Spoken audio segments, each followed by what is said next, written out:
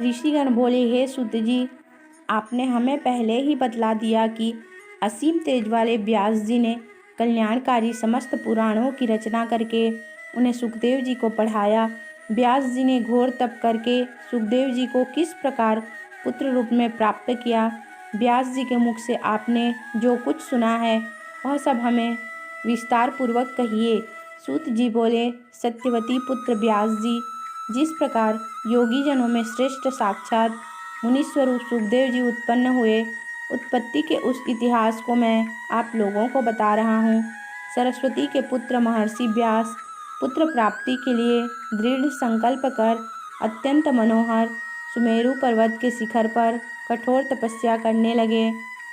नारद जी से सुने गए एकाक्षर वाग बीज मंत्र का जप करते हुए तपोनिधि व्यास जी पुत्र प्राप्ति की कामना से परात्परा महामाया में अपना ध्यान केंद्रित किए हुए मन ही मन सोच रहे थे कि अग्नि, भूमि, वायु एवं आकाश इनकी शक्ति से संपन्न पुत्र की मुझे प्राप्ति हो। इस प्रकार प्रभुता संपन्न वे व्यास जी निराहार रहते हुए 100 वर्षों तक शंकर एवं सदाशिवा भगवती की आराधना में लीन रहे। अनेक सह विचार करते हुए महर्षि व्यास इस निष्कर्ष पर पहुँचे कि शक्ति ही सर्वत्र पूजनीय है। निर्बल प्राणी लोक में निंदा का पात्र होता है और शक्तिशाली की पूजा की जाती है।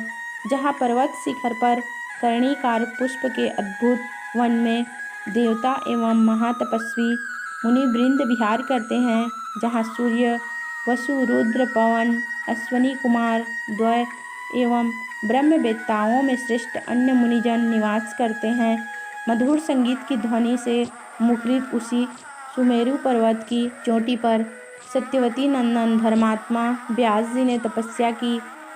उनके इस तपश्चर्या के प्रभाव से समग्र चराचर जगत व्याप्त हो गया और महामेघ संपन्न पराशर पुत्र व्यास जी की जटा अग्निवर्ण हो गई। तदंतर व्यास जी का यह तेज देखकर इंद्र भयभीत हो गए। तब इंद्र को भयाक्रांत तथा व्याकुल देखकर भगवान शंकर जी ने उनसे कहने लगे। शंकर जी बोले, हे सुरेश्वर, आपको क्या दुख है? हे इंद्र, आज आप इस तरह भयग्रस्त क्यों हैं? तपस्वियों से कभी भी ईर्ष्या नहीं करनी चाहिए, क्योंकि मुनिगण मुझे शक्ति संपन्न जानकर ही तपस्या करते हैं। ये तपस्वी मुनि लोग कभी भी किसी का अपकार नहीं चाहते हैं। शंकर जी के ऐसा कहने पर इंद्र उनसे बोला, व्यास जी ऐसा तप किस लिए कर रहे हैं? उनकी क्या मनोकामना है? शिव जी बोले, व्यास जी पुत्र प्राप्ति की कामना से यह कठोर तप कर रहे हैं। इन्हें तपस्या करते हुए पूरे 100 वर्ष पूरे हो चुके हैं, अतः मैं इन्हें कल्याणकारी पुत्र प्रदान करूँगा।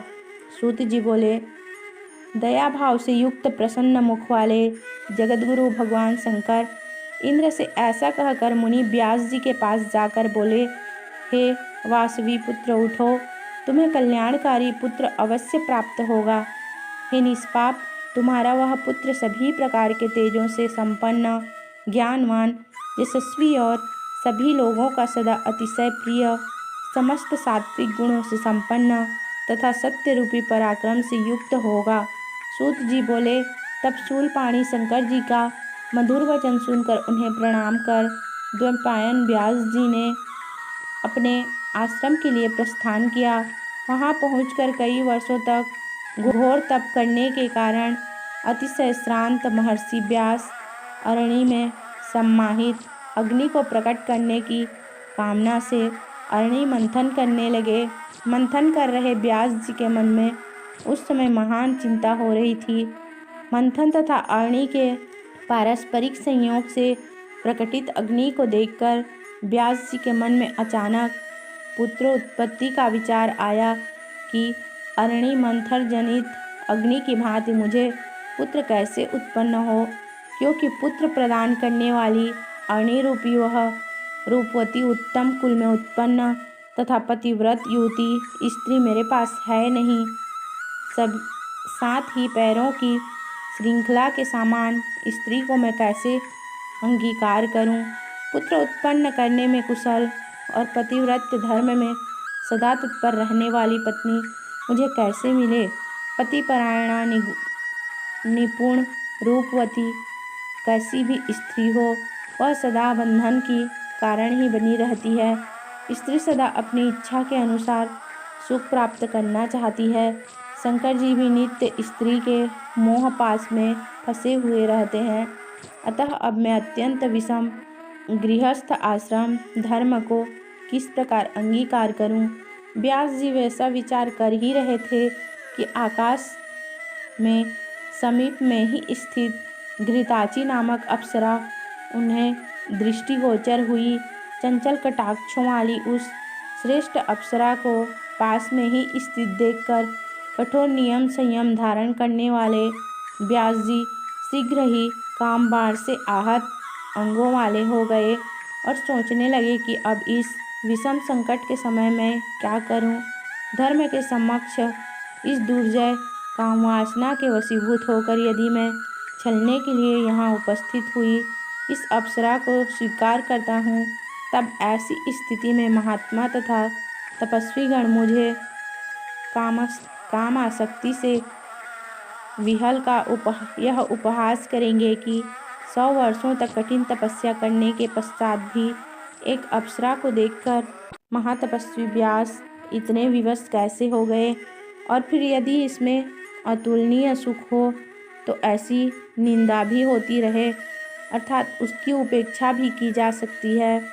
गृहस्थ आश्रम पुत्र प्राप्ति की कामना पूर्ण करने वाला, स्वर्ग की प्राप्ति कराने वाला तथा ज्ञानियों को मोक्ष देने वाला कहा गया है, किंतु वैसा सुख इस देव कन्या से नहीं प्राप्त होगा।